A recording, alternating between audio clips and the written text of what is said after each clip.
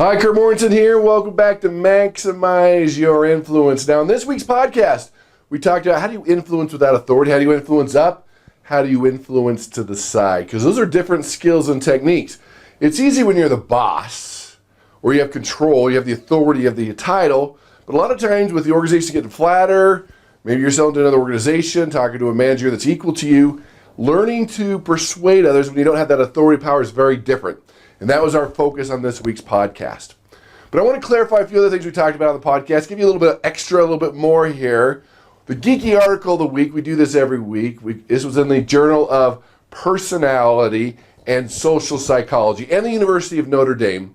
This is the focus. They want us to find out what is the difference between arrogance and confidence. Because we all know there's a fine line there. When I talk about the 5 C's of trust, confidence and arrogance is always one of those things. Because we love confidence, but once you cross that line to arrogance, no trust, no likability, no persuasion. And so they found out that it all came back to your non-verbals. I mean, you could tell them how good you are and how confident you are, but when you did that, you crossed the line. But the confidence was revealed in your non-verbal behavior.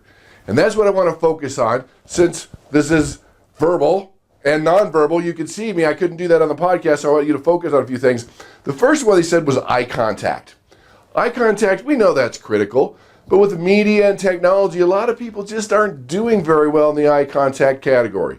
Now, we're not talking about 100% of the time, because if you stare at someone 100% of the time, you're either angry or falling in love, and those are things you probably don't want in the persuasion process. I guess it depends what you're doing.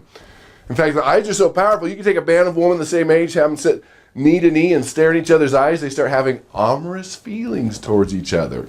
Try it at work. See what happens. But the average eye contact's around 70% around the world. Mirror their eye contact. Make sure you're not wearing sunglasses, because when they can't see your eye, that hurts that connection and can hurt your confidence. Number 2, your gestures, like I'm doing now. Now, I've trained thousands of people on persuasive presentations and public speaking, and gestures are one of the first things we need to fix. Couple things with gestures. Keep your gestures from your shoulders to your hips. This is a good space. You don't want to come too high. Your front row might think you're going to hit them. It's a subconscious thing. But here's where people blow it. Maybe their hands are in their pocket or they're flailing too much.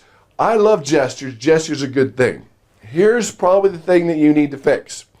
You know, your whole life you've been told don't fold your arms, right? We know that. But what people tend to do is the fig leaf, right? Right, the fig leaf. That's actually what they call it. Reverse fig leaf. That is what they call it. But what happens is they gesture and they come back here. They do this or this or this. And it's a barrier. It's a lack of confidence. You're protecting your organs. It's a subconscious thing. Practice gesturing and coming back down to your sides. That is more confident. I mean, it's not a big deal and it's not a big presentation. Don't worry about it. But if you want confidence, you got to gesture and come back down to your side. A lot of people do that. Again, it's a subconscious thing. You're trying to protect yourself, and you don't need to do that in that situation. Don't make fists. Keep it open. That's more confident. You know, making fists, that's not a good one. But we see that quite a bit. Just with your gestures, you make fists, you clench. Work on your gestures. Number 3, here's an interesting one. Expansive posture. Bigger, eat more, bigger clothes. No, it's the way you walk into a room. Shoulders back, right? You want to walk like you're confident, act like you're confident, even if you don't feel that way. It's a way to do it, because people, when they have low self-esteem, or even when I teach detecting deception, taking up less space, when people are nervous, take up your space. Not more than you need. You don't need a man spread or do these other things, but walk in, take up your space, sit erect in your chair, how you talk to people, don't slouch, things your mom taught you. That's what we're talking about here. Number 4, their voice, right? Your vocal variety. I call it maximum influence. I call it verbal packaging. So every word you use can attract or repel. But what they're talking about in this study is your voice. Deeper voices are more credible, so you should smoke more. Okay, I'm kidding, but they are more credible.